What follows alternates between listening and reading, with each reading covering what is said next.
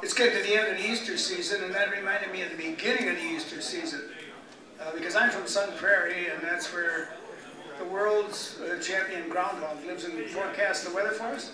Okay, so back in about 1943, there were 3 bachelor Norwegian Lutheran boys left up north of Roseau, Minnesota.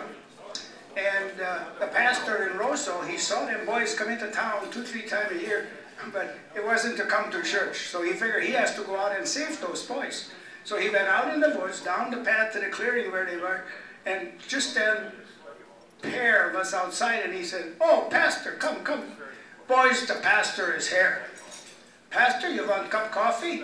Pastor said, "Nay, I didn't come to socialize. I came to test you on your catechism.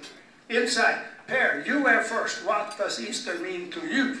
And Per said, "Oh, pastor, I was such a little boy. How I can remember? Way back then. Oh, wait, it was a holiday. Yeah. It comes in the fall, and we go out and we get the biggest pumpkin we can find. We take it in the house and we carve it." Pastor says, "Forget it. You don't remember.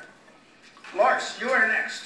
What does Easter mean to you?" And Lars goes, I'm 4 years older than Per. How I can remember? Wait, it's a holiday, yeah, but it comes in the winter.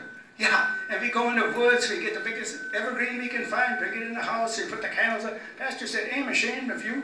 You boys don't remember nothing. Ole, you are the eldest. What does Easter mean to you?" And Ole said, "Pastor, don't worry, I remember.